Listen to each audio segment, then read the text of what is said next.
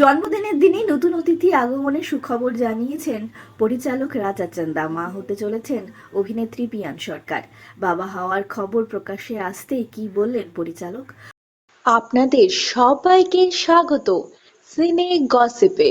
বন্ধুরা, ৩রা জুলাই ছিল পরিচালক রাজা চান্দার জন্মদিন, আর এই বিশেষ দিনে সুখবর জানালেন পরিচালক। বাবা হতে চলেছেন তিনি।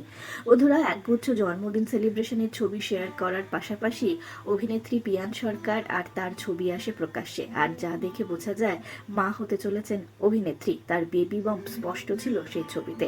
জনপ্রিয় সংবাদ মাধ্যমে বাবা হওয়ার খবর প্রকাশ্যে আসার পর নিজের প্রতিক্রিয়া জানালেন রাজা চান্দা। বন্ধুরা, তারা দুজন খুবই উত্তেজিত। তাদের জীবনে আসতে চলেছে নতুন সদস্য। পিয়ান এই মুহূর্তে নতুন কোনো কাজ শুরু করেননি, কিন্তু রাজা মুম্বাই কলকাতা মিলিয়ে শুটিং করছেন।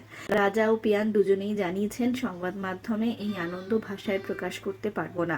পরিপূর্ণ অনুভব করছি, খুবই উত্তেজিত আমরা। পিয়ানকে দেখে আরো বেশি খুশি পরিচালক রাজা চান্দা। তিনি জানিয়েছেন, পিয়ানকে নতুন করে আবিষ্কার করছি মনে হচ্ছে। খুব ভালো লাগছে। উত্তেজনার সঙ্গে একটা বড় দায়িত্ব। তবে একটু চিন্তায় রয়েছেন পরিচালক, কারণ তিনি মুম্বাইও কাজ করছেন, ফলে মাসের অনেকটা সময় সেখানে থাকতে হয়। তাই সেই সময় পিয়ানের কাছে তার মা এসে থাকেন মাঝে মাঝে। রাজা জানান, তাদের পেশায় যেহেতু কোনো নির্দিষ্ট সময়ের ব্যাপার নেই, তাই কিন্তু একটু চিন্তায় রয়েছেন। তবে সেই মতনই সবটা পরিকল্পনা করছেন তারা। প্রায় 6 মাসের অন্তঃসত্ত্বা পিয়ান। এখন খুবই সাবধানে থাকতে হচ্ছে অভিনেত্রীকে।